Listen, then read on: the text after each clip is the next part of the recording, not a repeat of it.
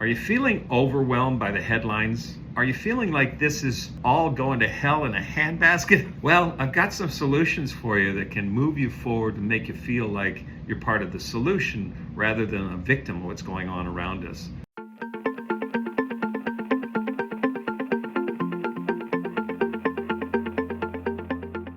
A lot of these headlines we're reading, a lot of the negative news, we are a product of our environment. There's a universal truth that we will gravitate towards our dominant thought and will gravitate to that which we believe to be true.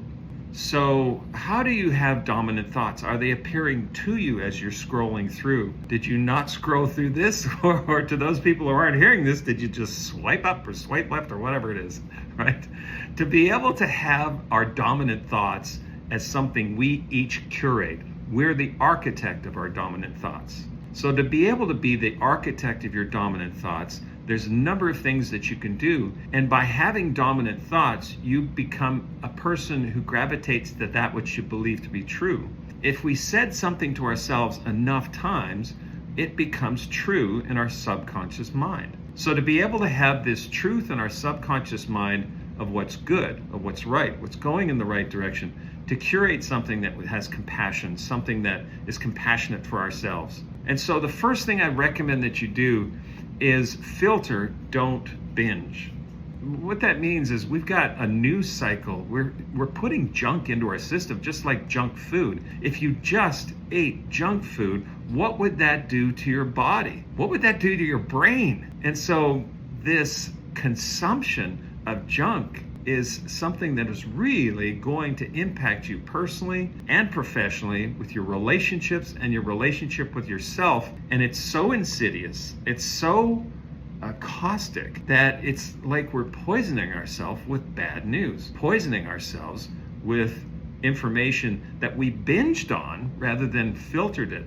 So one of the things I recommend is to take off the alerts. These alerts, these interruptions are going to be similar to a study that was done years ago with regards to email interruptions. Frequent email interruptions, based on this research, create a drop in IQ 2.5 times greater than the drop in IQ from smoking marijuana. When you're better off buying a bong than getting an iPhone, that's bad news. So to be able to have this sense of what are we curating, what are we filtering, so personally what I've done is I took off the news alerts.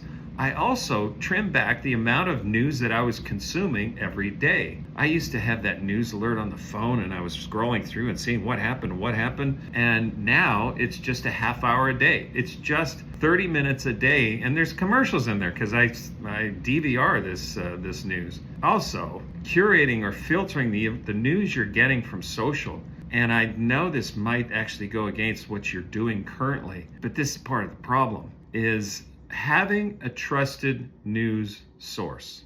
There are people that spend their entire life as an expert in a topic area, and journalistic integrity is one of them. And being able to trust somebody that has signed up for that code of ethics, somebody that does that, is far more of a better decision than signing up for somebody that has some clickbait or somebody that just maybe is in line with something that just, like junk food, it just feels good at the time, but then over time it's not good for you. So curate those sources of information that you're getting, filter that information, don't binge on it. The second piece is to balance input with action. When we have a lifestyle that makes us feel kind of helpless, there's anxiety attached to that helplessness, that feeling of what can I do? And what you can do are the small, consistent actions. When I was ski racing, I used to imagine the perfect run. But then every once in a while, I would crash in my imagination and I would go, where'd that come from?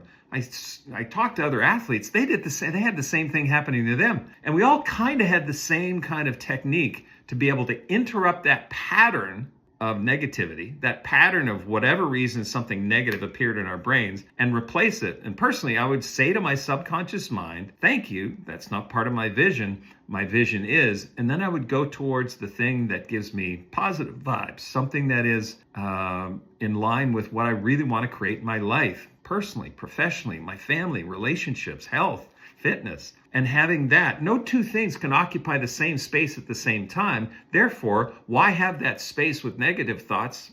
Why not replace it with positive thoughts? So protect your headspace. That's the third piece. Protecting our headspace. I set my phone in a completely different room when I'm not using it at night specifically. It's in the bathroom. And so I have it there and it's charging overnight. At night, I put it back there. There's maybe one of the more frustrating things for if you're in my family or my inner circle is I just don't answer the phone all the time because it's not always with me.